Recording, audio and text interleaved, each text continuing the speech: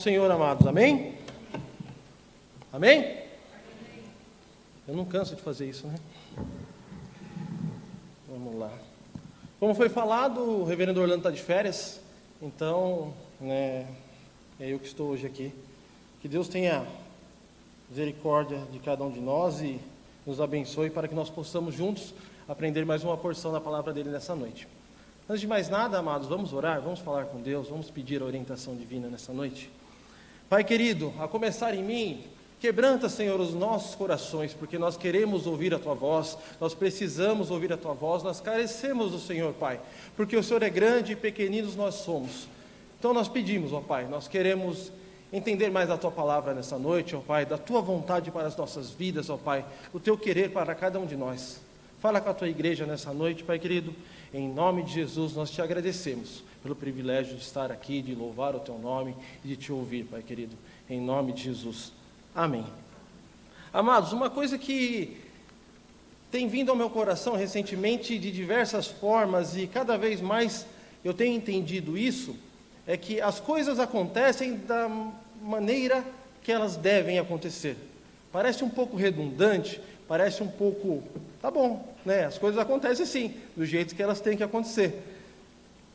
Mas no decorrer do texto e no decorrer do que nós vamos conversando, os irmãos vão me entender melhor. Abramos nossas Bíblias em Provérbios, capítulo 16, no versículo de número 33. Eu tento não chacoalhar assim, mas a Silmara até fala, né, Jonathan, você vai lá, você tenta ficar mais estático, mas eu não consigo, então desde já eu peço perdão para os irmãos. Provérbios, capítulo 16, versículo 33.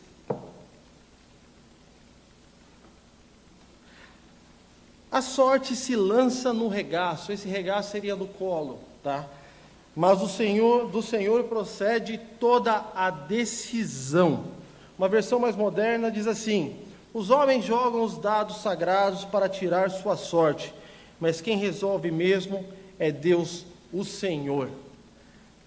Desde pequenos nós ouvimos falar sobre sorte, né? E até hoje em dia é normal, hoje eu não estou com muita sorte. Não, hoje eu estou com sorte, hoje está tudo dando certo, hoje está acontecendo bem, né? E de criança também, né, temos isso, né? Não sei se vocês, né, eu tenho 41 anos, então eu chamava de bolinha de gude, não sei como que chama aqui na região de Curitiba, né? Em Bragança Paulista, que é a cidade onde minha esposa e minhas filhas nasceram, se chama fubeca, né? É diferente, né? Acho que tem alguém que fala bulica, né? Alguma coisa nesse sentido. E nós jogávamos, né? E eu era horrível nisso aí. E eu nunca estava com sorte, né? Nunca estava a meu favor. Eu tinha outra brincadeira que eu brincava muito, né? Que era, alguns falam jogar bafo, bater figurinha, né? Nesse aí eu já dava mais sorte, né? E a gente sempre, desde pequeno, a gente pensa, ou eu tenho sorte, ou eu tenho azar, as coisas estão dando certo, as coisas não estão dando tão certo. E devagarzinho nós vamos entendendo que tudo acontece do jeito que tem que acontecer, como nós falamos. E esse tirar sorte que nós vimos aí em Provérbios, né, era um hábito comum, né, até dos judeus e até a ordem de Deus para alguns momentos, né? Era uma coisa assim que, vamos ver, tentar entender a vontade de Deus.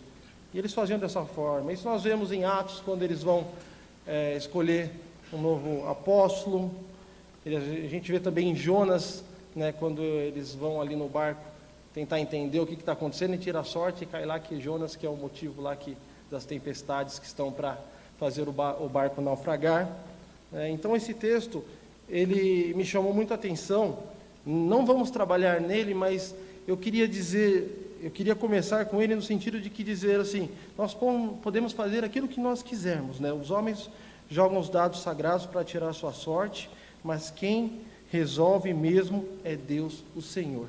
E se nesse mesmo capítulo 16 de Provérbios, se você ir lá para o primeiro versículo, ele é bem similar, ele vem na mesma ideia, assim, ele diz assim, Provérbios 16, 1, o coração do homem pode fazer planos, mas a resposta certa dos lábios vem do Senhor. O homem pode fazer o que ele quiser, mas é a vontade de Deus que vai acontecer. No livro de Jó, eu já comentei algumas vezes, no capítulo 42, versículo 2, diz assim: bem sei que tudo podes, e nenhum dos teus planos pode ser frustrado. Se os planos de Deus não podem ser frustrados, quais serão os frustrados? Os nossos, é claro. Porque Deus é Deus. Ele é Deus. Então, amados, tudo acontece segundo a vontade de Deus, tudo acontece do jeito que tem que acontecer. E eu queria mostrar isso para os irmãos, ou demonstrar isso, através de um livro da Bíblia bem comum. Nós vamos trabalhar aqui um pouquinho hoje a história de Esther. Os irmãos conhecem a história de Esther? Amém? É uma história bem conhecida. E esse livro é um livro incomum, a começar por um detalhe. O livro de Esther, ele é um livro que em nenhum momento, ele cita o nome de Deus. Em nenhum momento no livro de Esther é falado Deus. No livro de Esther também ele não cita nenhuma ação de Deus. O livro de Esther, ele não fala nenhum milagre sobrenatural que Deus foi lá e agiu. Não é como o Toninho falou aqui há pouco, né? Às vezes Deus está no sussurro, Deus está no algo mais simples. E é isso um pouquinho que a gente vai estar conversando. O livro de Esther não fala de nada, nenhuma ação direta de Deus. Não fala de coisas religiosas do povo judeu. Então, assim, o livro de Esther, de forma direta, ele não menciona Deus, nem a ação de Deus. Mas, segundo grandes comentaristas bíblicos e estudiosos, é um livro que fala assim, amados, indiretamente, muito de Deus. Deus está presente na história contada no livro de Esther por trás das câmeras. Ele está agindo sem aparecer. E a história da rainha Esther, ela acontece no seguinte contexto. O professor de história aí não me deixa errar, mas é no Império Medo-Persa, né? E o rei, a Bíblia fala que o imperador, aquele que governava, era o rei Assuero. Ou Xerxes I, né? Se eu não me engano, eu acho que é o Xerxes lá do 300 de Esparta, mas não ele, o pai dele, né? É o primeiro, tá? Se eu não estiver errado, depois você me conta. Mas assim, o rei Assuero, ou Xerxes, ele era o imperador do maior império da época. O Império Medo-Persa era o governo que mandava no mundo daquela época, era um governo muito forte, né?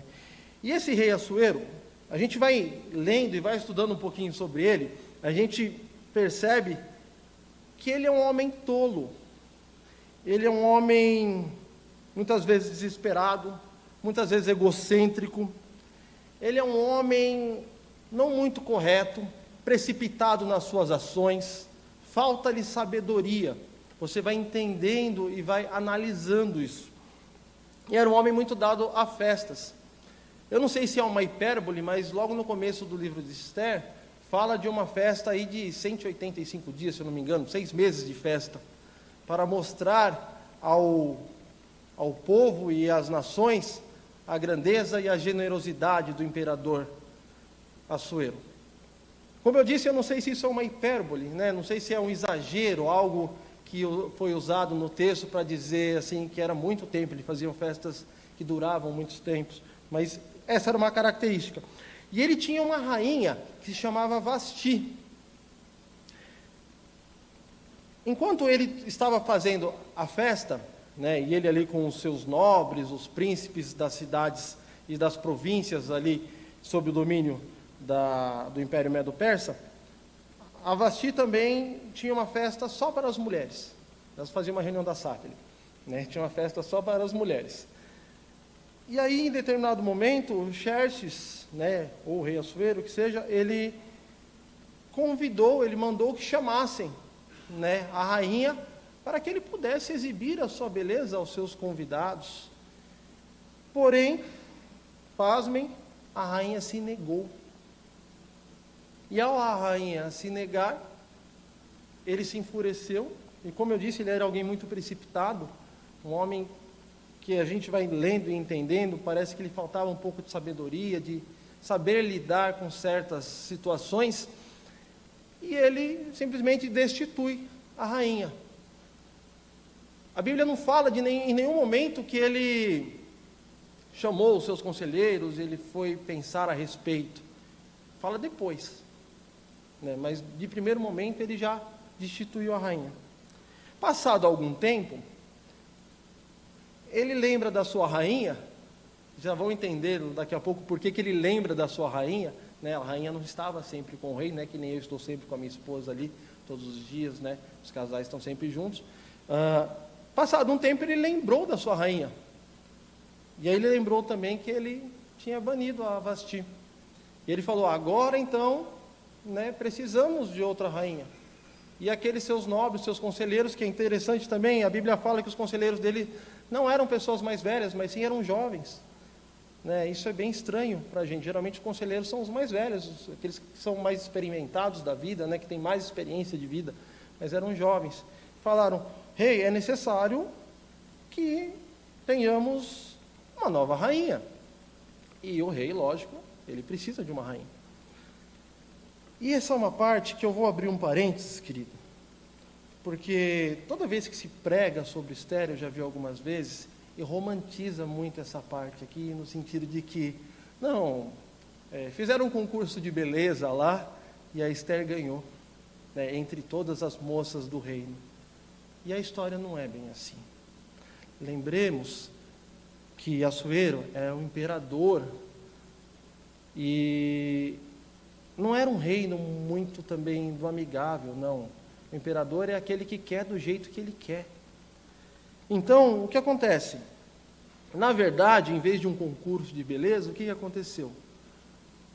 Os seus servos foram enviados às províncias para buscar e trazer moças de boa aparência, virgens, né, para que possam vir a servir ao rei.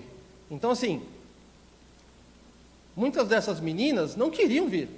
Elas foram pegas, elas foram, bem dizer, sequestradas, né?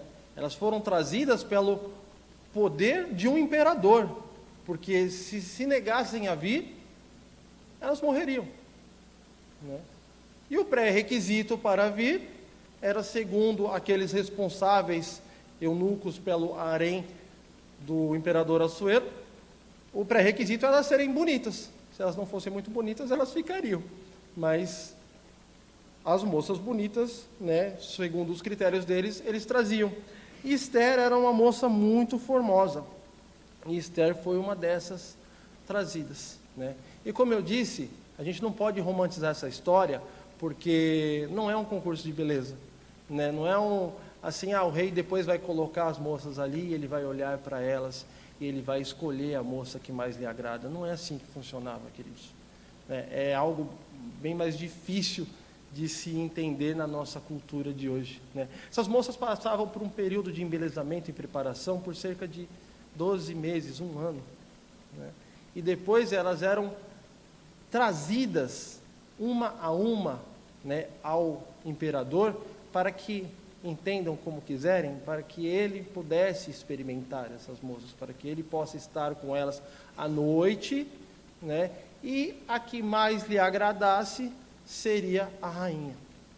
Ele escolheria como rainha. E as outras moças voltam para suas famílias? Não.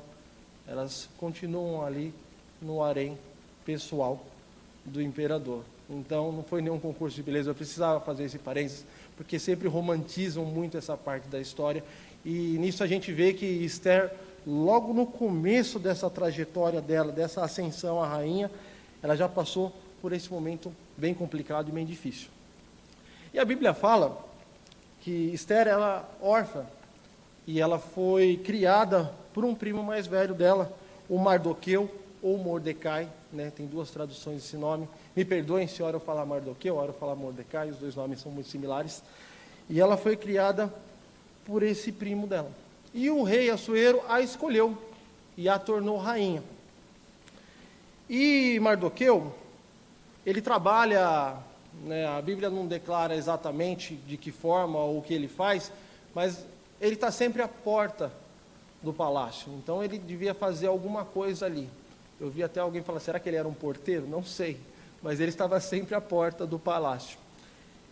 E a Bíblia relata também nessa história que em determinado momento, Mardoqueu ele escuta dois homens tramando contra o imperador e ele avisa.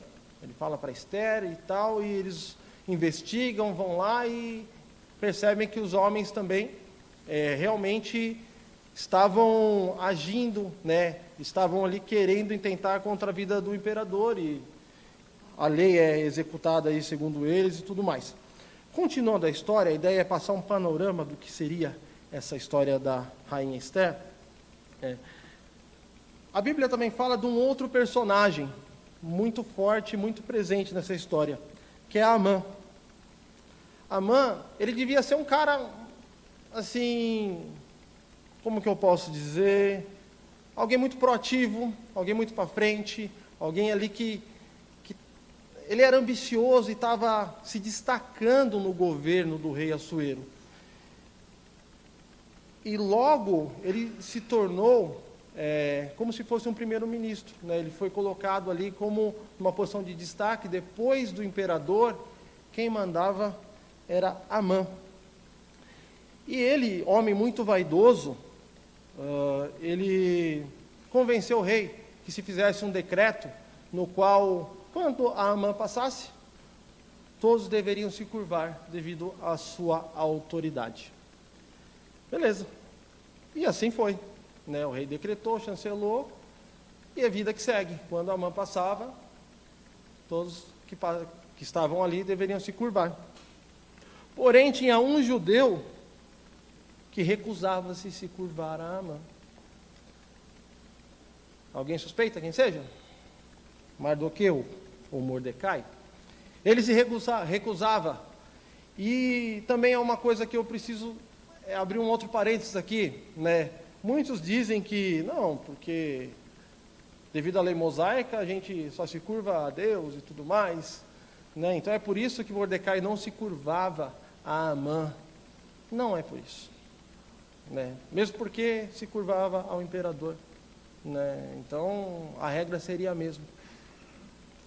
O que acontece historicamente aqui, abrindo um parênteses sobre esses dois personagens, Mardoqueu e Amã. Mardoqueu, ele vem de uma linhagem descendente de Benjamim, e ele é um descendente direto do rei Saul. Amã, ele é um agagita, né, que vem lá dos amalequitas, digamos assim, para simplificar a história.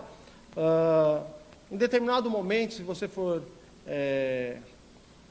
ler Samuel, você vê que Saul, Deus mandou que Saul destruísse esse povo, e Saul relutou e disse não, né? E Deus se entristeceu com Saul, e ali começa a decadência de Saul, né? Mas mesmo assim Saul foi lá e esquartejou o rei Amaleque, né? Esse dos amalequitas. E Amã é um descendente direto dos amalequitas, e Mardoqueu um descendente direto, né, de Saul, da tribo de Benjamim. Então é uma briga familiar, uma rincha, né, entre tribos, entre famílias, que já vinha aí há mais de 1000 anos. Então a Bíblia não relata o porquê exatamente, mas provavelmente é por esse motivo que Mardoqueu ele se negava a se dobrar para Amã, mesmo sendo uma posição de autoridade.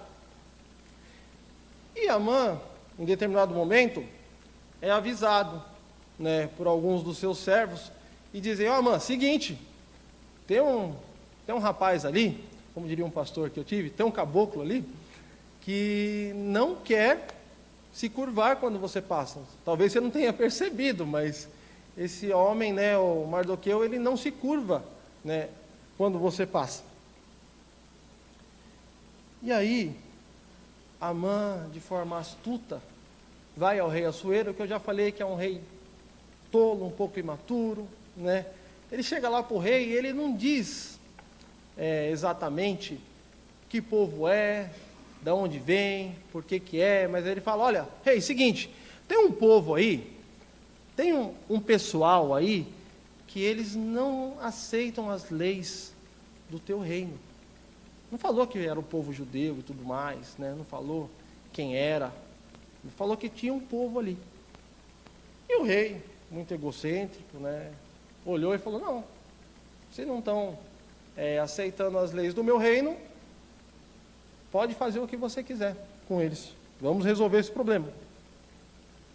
E foi editado um decreto real, né, segundo o que Amã pediu, e o rei só chancelou, dizendo que no dia 13, no mês de Adar, não sei que mês é esse Adar, mas no dia 13 desse mês, todos os povos do Império Medo e Persa teriam o direito de atacar o povo judeu e tomar deles o que eles tinham. E o povo judeu já não era um povo muito querido, porque era um povo que era meio separado, né? E era um povo também que já era em minoria naquele contexto. Por quê? Porque a história de Esther, ela é meio que no mesmo período de Esdras e Neemias. Então, muitos, né, ou a grande maioria do povo judeu, eles já estavam em Jerusalém de volta. Por quê? Porque foram reconstruídos os muros. E quem ficou ali no Império Medo-Persa foram uma minoria, né, que já era nascido ali e por algum motivo não quis voltar. Então, olha a rivalidade de Amã e a maldade no seu coração, né? Por causa de um que não se curvava perante ele, ele queria exterminar um povo inteiro, né? Todos os judeus que viviam por ali. Interessante. Esther, quando foi para aquele concurso de beleza, se tornar rainha, ela não falou que ela era judia, a pedido até do Mordecai. Então, ninguém sabia até então que ela era do povo judeu, né? E continuaram não sabendo por enquanto. Bom, o rei emitiu esse decreto, segundo a língua de todos os povos que ali viviam, que era o normal da época, para que todos entendessem de forma clara e transparente que a lei era essa, que no dia 13 do mês de Adar poderiam então enfrentar e exterminar todos os judeus. Isso já aconteceu numa história mais recente, mas essa é outra história. Isso ia acontecer aproximadamente entre 11 e 12 meses daquele período, né? Então existia um período aí de quase um ano até chegar essa data, o dia 13 do mês de Adar.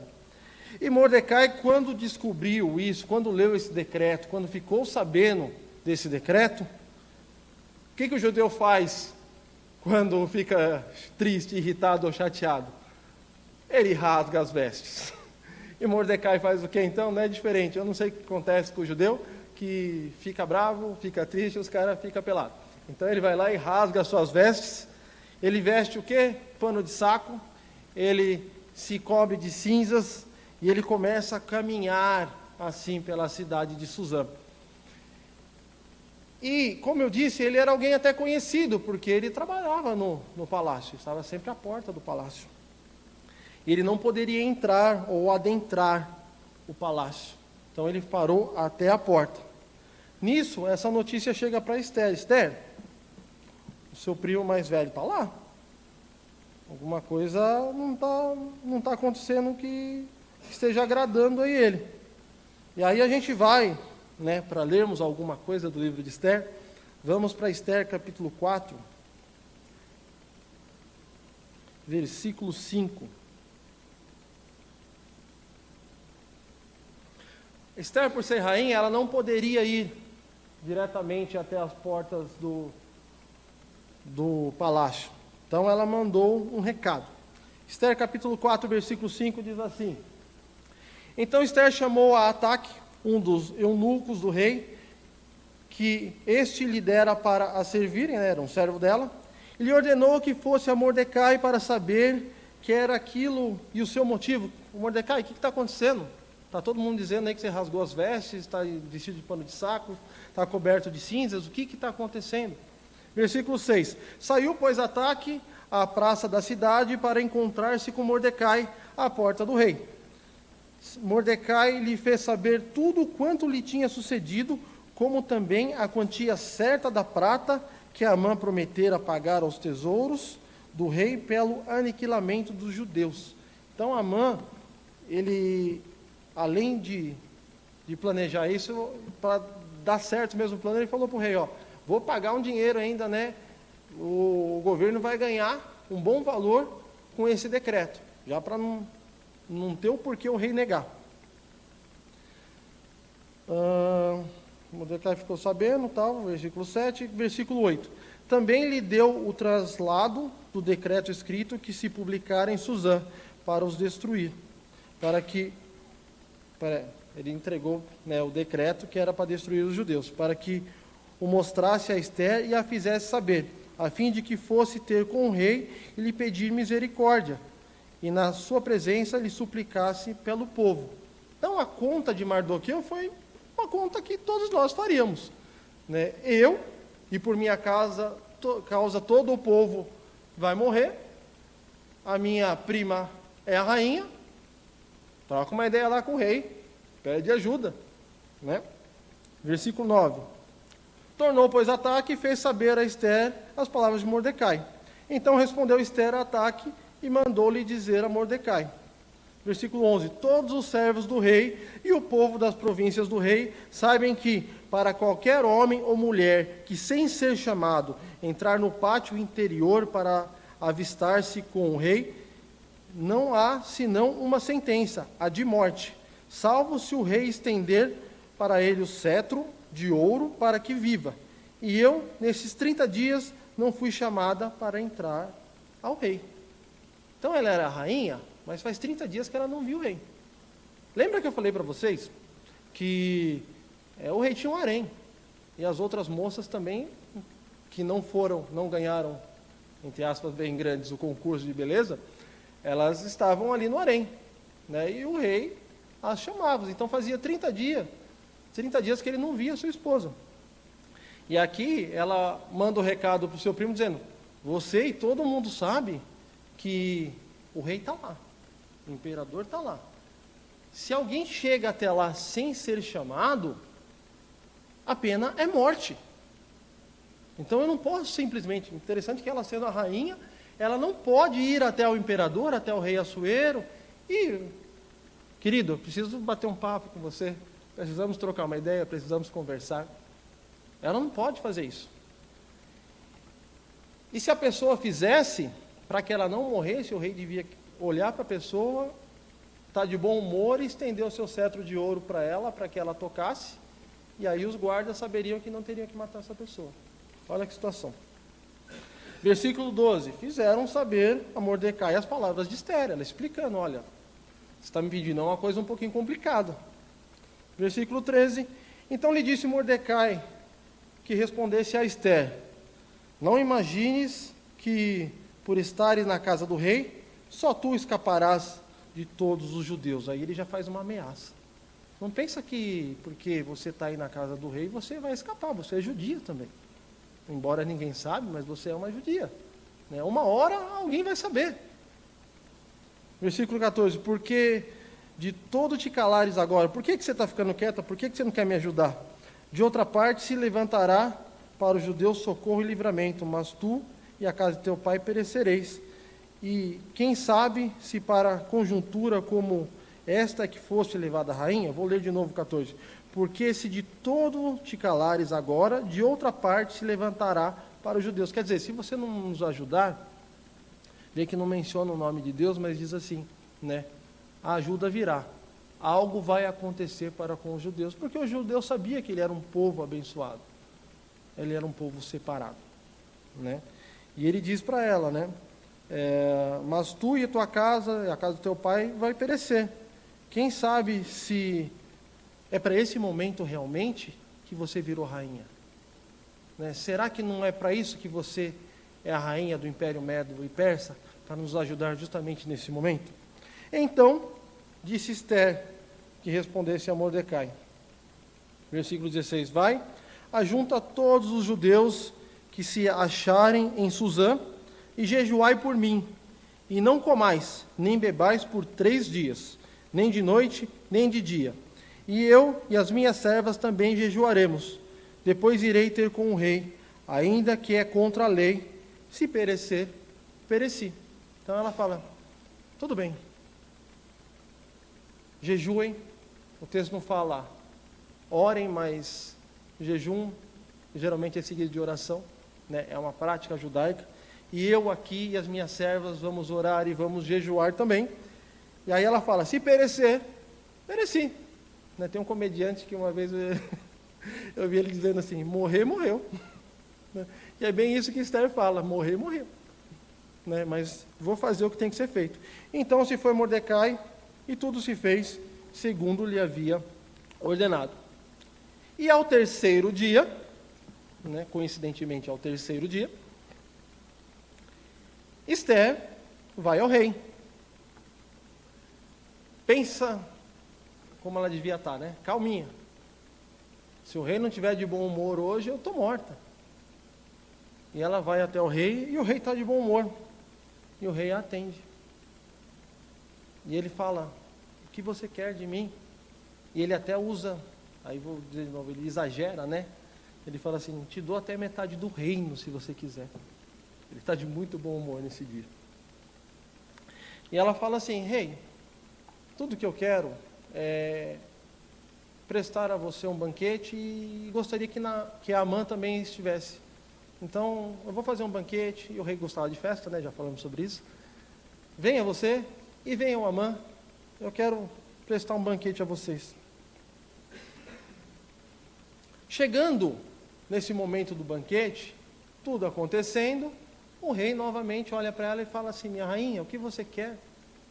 Por que que você foi até lá sem ser convidada? Você me chamou aqui, estamos aqui, está gostoso, está o banquete, mas e aí? Né? Peça metade do reino, se você quiser eu te darei. De novo ele fala assim. E ela convida ele para um segundo banquete. Não sei se aí ela dá uma tremida na base, como se diz, né?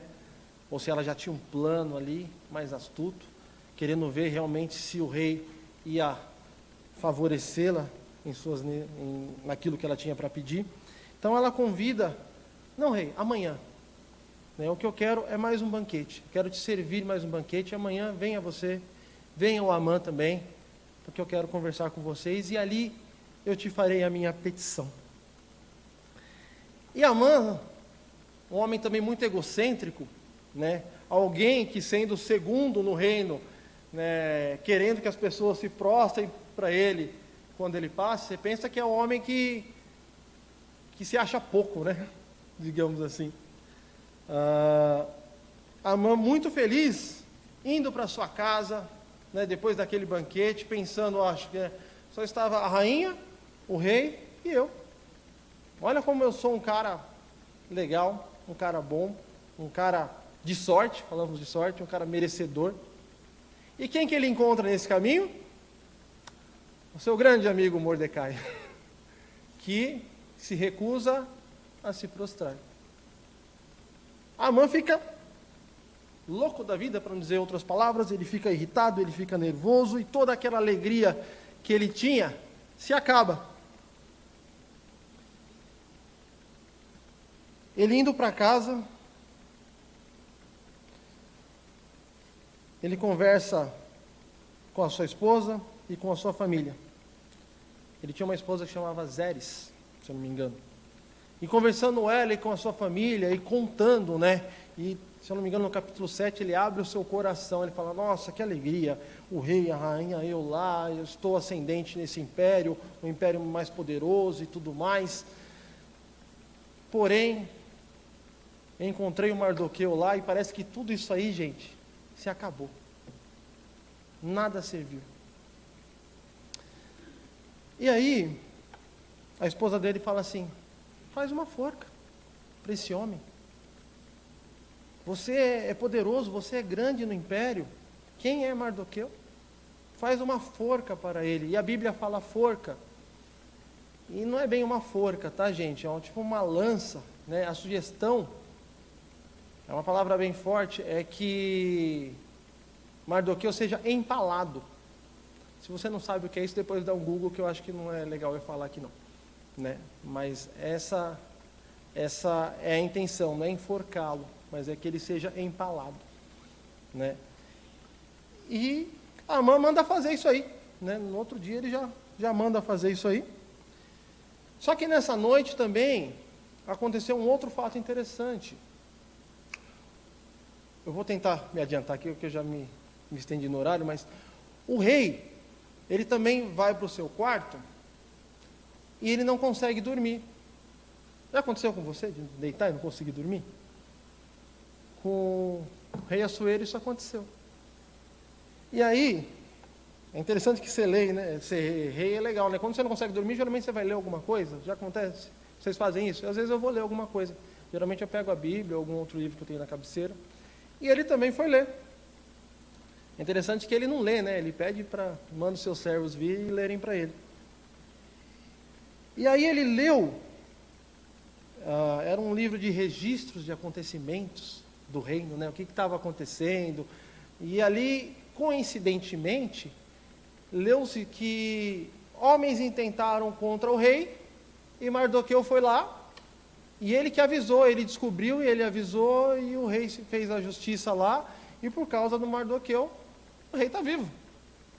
Aí ele pergunta para os seus servos, foi feito alguma coisa para esse Mardoqueu? O cara salvou minha vida.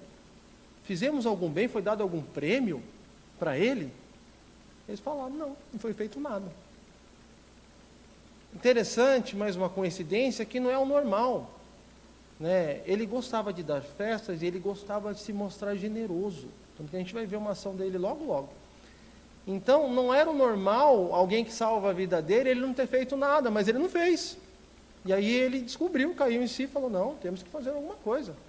No outro dia de manhã, ele percebe que tem alguém no pátio, e ele pergunta para os seus servos, quem está aí no pátio? Ah, é Amã. Então manda o Amã entrar. Lembra que não pode entrar direto na presença do rei, tem que ser chamado. Manda o Amã entrar. E Amã queria falar com o rei. Já estava pronto para falar com o rei, tinha construído uma forca. Essa história dá um filme lindo, né? Porque você vai entendendo as coisas acontecendo, né? E as viradas, né? Amã estava construindo uma forca para quê? Para empalar o Mardoqueu. O rei chama ele, e é interessante que o rei não fala de quem. Da mesma forma que quando ele não fala do povo, o rei também não fala de quem é. Ele fala, Amã, tem uma pessoa aí no reino que eu quero honrar esse cara. É um cara que merece. É um cara que fez coisas boas. E eu quero honrá-lo. Eu quero pegar esse cara aí e mostrar para que todo mundo saiba que ele é alguém importante no nosso reino também. Amã pensa, lógico que sou eu, né? Eu sou o segundo depois do rei, estava jantando com o rei e com a rainha ontem, vou ter um outro jantar hoje. Tá, tudo certo. Então, rei, faz o seguinte, já que você quer honrar esse cara mesmo, você manda vesti-lo com as suas vestes reais. Você coloca nele a sua coroa, põe o seu anel no dedo dele, coloca ele no seu cavalo e pede para alguém importante do seu reino puxar esse cavalo e dizer o quão honrado esse homem deve ser pelas ruas de Suzã. Aí o rei olha assim e fala, excelente ideia. Faz isso agora. Pega o Mordecai e faz isso com ele. Eu fico me pondo, tentando enxergar aquela cena, me pondo no lugar de Amã. Eu queria matar o cara. Né? E aí, Amã faz o que o rei manda, lógico. E volta para casa triste, triste, triste, triste. E a família dele, que de alguma forma, eu creio que já conhece a história do povo judeu, você vai ler no texto, até a família dele percebe, ó, vai dar ruim, hein? Algo de errado não está certo aí. E aí chega o banquete com a Esther, né? Aí está lá o rei, Amã e a rainha Esther. E aí o rei olha para ela assim de novo, fala, minha rainha, o que tanto você quer que eu possa te fazer? Aí ela fala, seguinte, rei, tem um decreto que o senhor fez aí, que no dia 13 do mês de Adar, o povo judeu vai ser exterminado. O senhor autorizou que o meu povo seja exterminado, porque eu sou judia. E até então ninguém sabia disso. Eu penso, a Amã deve ter aberto um olho desse tamanho ali, né? Aí ele falou, não, mas quem fez isso, né? Aí ela diz, foi Amã. Foi esse mau Amã. E o rei se enfurece. E eu acho que deve ter um lance também no sentido de que, peraí, eu chancelei isso aí, gente. Né? Ele deve meio que ter caído nele ali. E ele sai para o pátio. Né? E eu acho que ele não sai para tomar uma fresca, não. Tá? Eu não vou nessa ingenuidade, não. Eu acho que ele sai pensando, e agora? Fui eu que chancelei a morte da minha rainha. Né? Assim, eu não estou sabendo o que eu estou fazendo. E Amã, desesperado, ele começa a implorar perdão para a rainha e pede a sua misericórdia. E ele se inclina no divã da rainha. E o rei volta. Amã está quase que em cima da rainha ali pedindo perdão. E eu acho que ali ele acha a deixa dele, tá? Fala, você está aí, né, querendo dar em cima da minha esposa? Você está querendo, né, molestar a rainha? E aí ele acha um motivo de mandar matar Amã. E aí a Bíblia fala que se encobre o rosto de Amã, lembrando do filme Tropa de Elite, acho que põe um saco preto ali e levam Amã. E sempre tem um para caguetar, né? Porque aí Amã tá sendo levado, e aí um fala, rei, esse Amã aí, ele fez uma forca lá, para enforcar um rapaz aí, e esse que estava sendo exaltado aí. Aí o rei fala, então, enforca ele, ou empala ele, né? Então ele morreu do jeito, né, que ele planejou a morte de Mardoqueu. Eu vou parar por aí, mas lembrando que essa história continua depois. Se você não leu, leia na sua casa, tá? Eu vou parar por aqui para trazer algumas aplicações, mas leia, porque só um adendo. A lei que o rei chancelava com seu anel, a lei dos Medos e dos persas, ela não podia ser revogada, tá? Então, mesmo assim, ainda no dia 13 do mês de Adar, os povos teriam autorização para matar e saquear os judeus. Isso ainda estava em vigor, tá bom? Então depois em casa você leia e veja o que aconteceu com essa parte aí, né? Amados,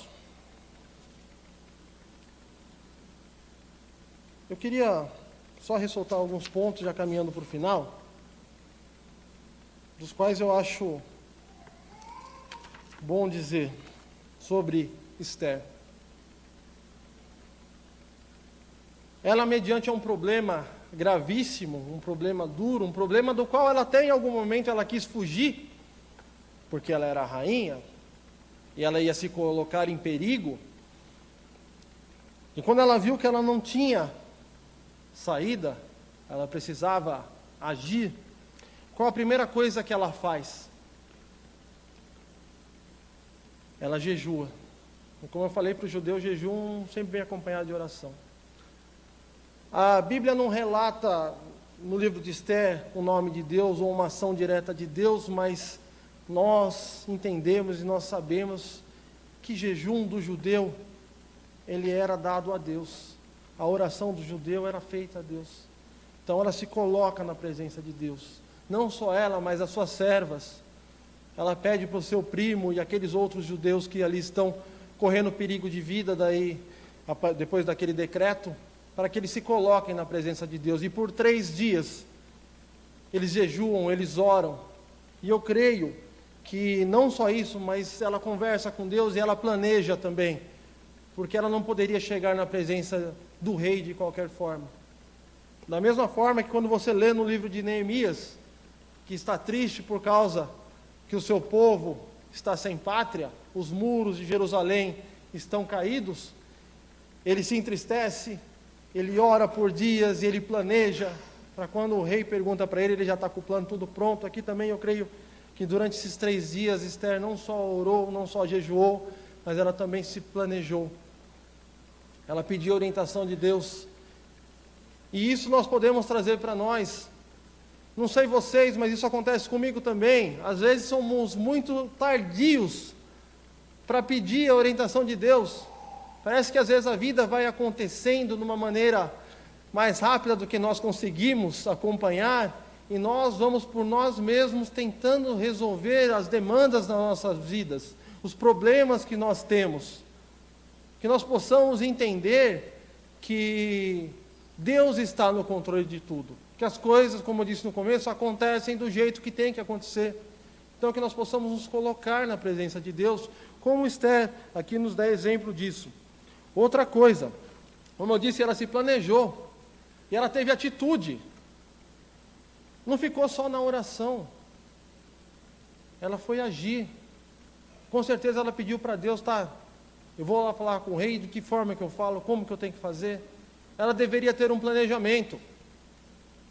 Nós, devido a tantas demandas das nossas vidas, nós não devemos simplesmente jogar a bola para Deus, mas nos colocarmos também à disposição de Deus. Seja para as nossas demandas particulares, seja para as nossas demandas familiares, profissionais, estudantis, demandas da igreja. Vou dar um exemplo aos irmãos, nós precisamos de professores na escola dominical para as crianças. A irmã Jéssica tem se desdobrado aí, louvado seja Deus pela vida dela. Nós temos orado, nós temos pedido para Deus, mas de alguma forma temos buscado trabalhar também. A igreja de Deus tem várias demandas, tem várias necessidades, tem vários locais e momentos que precisam dos nossos dons e talentos. Muitas vezes nós nos colocamos na presença de Deus e dizemos: Deus, eu quero trabalhar na tua obra, Senhor, Deus me usa.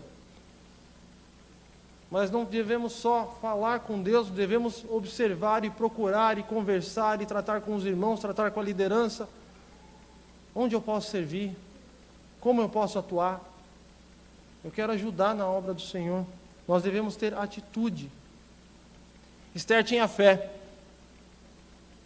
porque não se vai para a presença do rei com grandes chances de morrer sem ter fé, sem acreditar que algo de bom pode sair dali, que Deus pode me ajudar e Deus pode responder a minha oração. Esther tinha fé. A igreja, ela é conhecida pela sua fé. E a palavra de Deus diz que a fé vem pelo ouvir a palavra de Deus, por meditar na palavra de Deus, que nós possamos buscar a Deus e pedir: Pai, aumenta a nossa fé. Efésios fala que nós não podemos produzir fé, ela é dom de Deus. Falava eu esses dias com uma pessoa e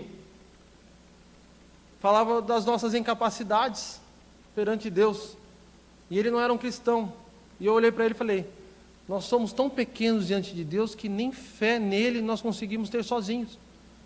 Se ele não nos permite, se ele não nos dá essa fé, nós não vamos crer nele, porque ele é grande, ele é maravilhoso, ele nos escolhe, não nós que o escolhemos. Finalizando, o livro de Esther não fala propriamente da ação de Deus e da presença de Deus, mas vocês conseguem ver Deus agindo, fazendo Esther, uma pessoa desconhecida da sociedade, se tornar rainha do Império Medo-Persa? Ela virou rainha, parece uma história de Cinderela, né? A rixa que tinha entre Mordecai e Amã, e um vivia no cotidiano do outro.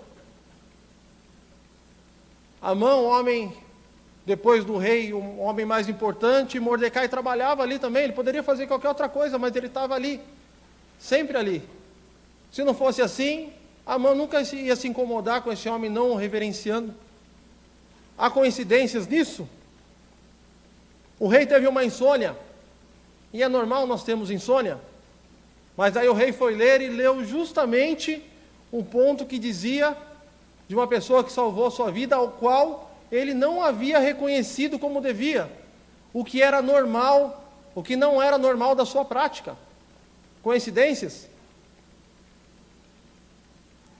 Amã encontra Mordecai quando está indo embora para sua casa todo feliz, e ao encontrar Mordecai se entristece, se ira, fica nervoso, e aí ele é aconselhado fazer aquela forca.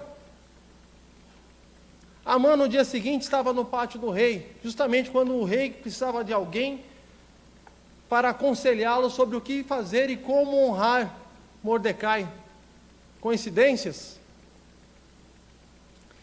Esther, amando do seu primo, não menciona ser judia até esse momento. Você vai ler o final do livro de Esther e você vai ver o que acontece com o povo de Deus. Eu não vou falar aqui não, vou deixar esse suspense no ar. Mas Esther não menciona Deus diretamente, mas é impossível que tudo isso não tenha acontecido sem a providência de Deus, sem a mão de Deus atuando por trás das câmeras ali, como se diz. Nós diversas vezes trazemos palavras aqui falando sobre personagens bíblicos e momentos da palavra de Deus que o sobrenatural acontece. Mas Deus trabalha muitas vezes, ou na maioria das vezes dessa forma, sem ser visto ou percebido. Já aconteceu com você de passar por uma situação bem complicada e lá na frente você olhar para trás e falar: nossa, agora eu entendo. Deus foi bom comigo ali, eu nem percebi. Deus preserva o seu povo. Deus cuida dos seus. Deus cuida do seu povo. Tudo acontece, queridos, do jeito que tem que acontecer. Isso não tira a responsabilidade humana, tá? Nós somos pecadores. Mas independente dos nossos delitos e pecados, independente do que possamos fazer de errado, Deus está no controle de tudo para que, no final, é a vontade dele que vai prevalecer. Nós possamos enxergar Deus nas coisas simples das nossas vidas. Que amanhã, ao acordar, ao abrir os olhos, você possa orar. Nem que seja por um breve momento, e falar: Deus, obrigado. Obrigado. Porque o Senhor me deu mais um dia. Que nós possamos olhar para o nosso trabalho e ver as coisas acontecendo e dar glória a Deus. Às vezes a gente olha para o nosso chefe e fica triste com o nosso chefe, né? Olha o chefe da Esther aí, olha esse rei aí.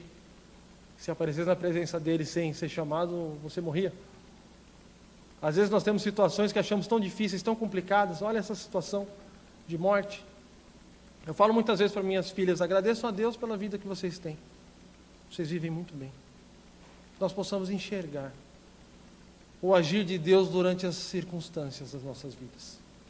Peço desculpa pelo horário, acho que avançamos um pouquinho, mas eu não poderia dizer sobre a atuação de Deus sem contar toda essa história, que muitos de vocês eu sei que já conhecem, e eu já conhecia, mas é bom relembrar. Deus age, muitas vezes quando nós não vemos. Tudo acontece do jeito que tem que acontecer. E louvado seja Deus por isso. Amém? Vamos orar? Pai querido, louvado seja o teu nome, porque o Senhor está no controle de tudo. O Senhor é soberano. O Senhor é Deus. Louvado seja o teu nome, ó Pai, porque muitas vezes ficamos inseguros, não sabemos o que vai acontecer, mas podemos confiar em Ti. Podemos descansar os nossos corações no Senhor. Não sei, ó Pai, que situação cada um dos teus servos aqui está passando, ó Pai, mas derrama o seu Santo Espírito sobre todos nós, ó Pai. E se de alguma forma estamos inquietos, ó Pai, acalma os nossos corações, ó Pai. Aquieta as nossas almas, ó Pai. Permita que nós possamos ouvir a Tua voz, ó Deus. Seja como tempestade ou como foi falado aqui, como um sussurro, Senhor.